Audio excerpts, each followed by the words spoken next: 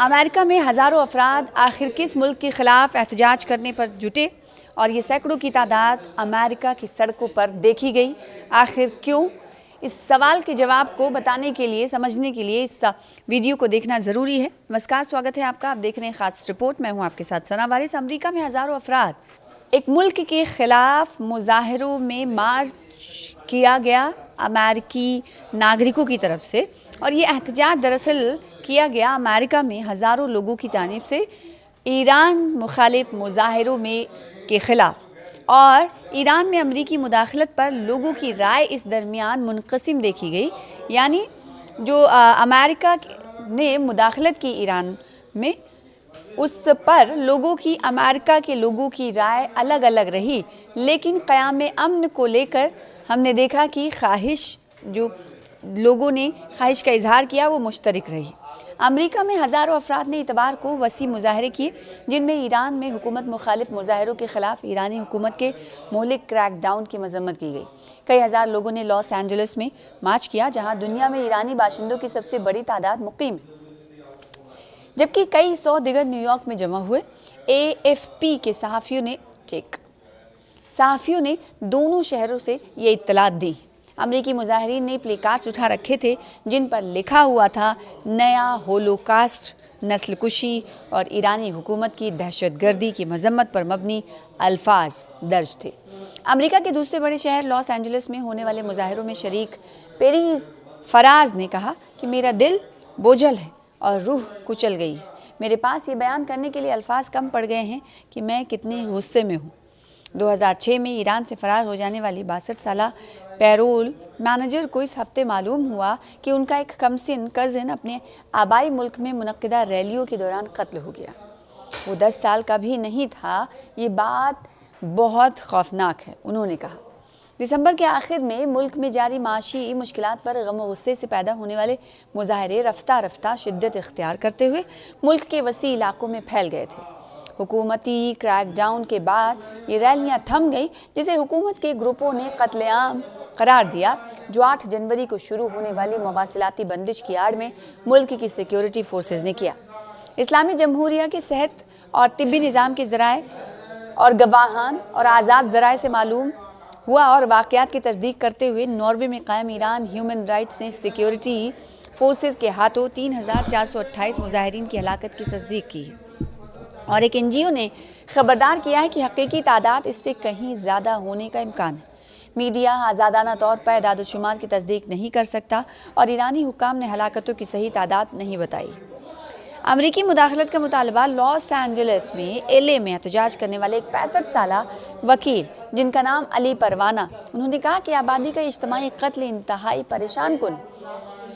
बहुत से मुजाहिरीन की तरह परवाना ने ईरान को दोबारा अजीम बनाए के अल्फाज में पर मबनी प्ले कार्ड्स उठा रखे थे, और उन्होंने इस ख्वाहिश का इजहार किया कि अमरीकी सदर डोनाल्ड ट्रंप मुल्क की ताकतवर सिपाह पासदाराने इनकलाब को निशाना बनाते हुए मुदाखलत करें। LA यानी लॉस एंजलिस में हुजूम में से बाज ने ईरान के रहबरे आला अली खामनाई के कत्ल तक का मुतालबा कर डाला, जो 25 साल से ज़्यादा अरसे से इक़्तिदार पर काबिज़ है।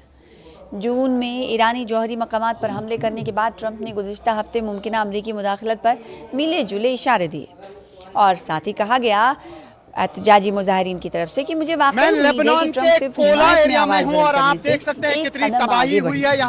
कैलिफोर्निया के शहर में एहतजाज करने वाले कई लोगों ने अमरीकी सदर और साबिक शाह ईरान के बेटे रजा पहलवी की हिमायत में नारे लगाए। शाह ईरान को 1989 में अवामी बगावत के ज़रिए माजूल कर दिया गया था और कहा गया था कि कठपुतली की ज़रूरत नहीं। परवाना ने ईरान की जिला वतन और गैर मुल्की आबादी के बाज़ हिस्सों में रज़ा पहलवी की मकबूलियत की तायीद की। उन्होंने कहा कि अगर बादशाहत कायम रहती तो ये बहुत मुख्तलिफ होता और ईरान की सूरत हाल बहुत बेहतर होती। पहलवी की हिमायत का मरकज़ बैरून मुल्क है, जबकि ईरान में उसका सियासी असर महदूद है। वाशिंगटन के करीब जिला वतनी में रिहाइश पजीर रज़ा पहलवी ने इस हफ्ते कहा था कि वो ईरान वापस आने के लिए तैयार हैं, लेकिन ये वाज़े नहीं कि आया ज़्यादातर ईरानी ऐसा चाहते हैं। ईरानी अपोजिशन बदस्तूर मुनक़सिम है और शाह की तरफ से उनके बाएं बाजू के मुखालिफिन पर वहशियाना जबर की यादें ताज़ा हैं। गुज़िश्ता हफ्ते लॉस एंजलिस में ईरानियों के मुजाहिरीन में ट्रक चला देने वाले एक शख्स को मामूली जख्म आई, जिसके बाद ट्रक पर तहरीर था कि कोई शाह नहीं, कोई हुकूमत नहीं, अमेरिका 1953 का वाक़या मत दोहराना, कोई मुल्ला नहीं। इस तहरीर में 1953 की बगावत की तरफ इशारा किया गया था, जिसमें अमेरिका और बरतानिया की हिमायत याफ्ता कार्रवाई में ईरान की हुकूमत का तख्ता उलट कर दिया गया। पहलवी को मुल्क का सरबराह बना दिया गया था। लॉस एंजलिस की वेस्ट वुड में तेहरान एंजल्स के नाम से मारूफ इलाके की रिहाइश रोज़बा फरहानी का ख्याल है कि तारिकीन वतन को ईरानियों की हिमायत करनी चाहिए, लेकिन उनके अपने मुस्तकबिल का फैसला करने के हक़ की खिलाफ वर्जी ना की जाए। 54 साला एक रेस्तरां के मालिक ने कहा कि उन्हें मगरिब की तरफ से आयत कदा कठपुतली की ज़रूरत नहीं। कैलिफोर्निया के दूसरे लोग का भी यही ख्याल है। सैन फ्रांसिस्को की रिहाइश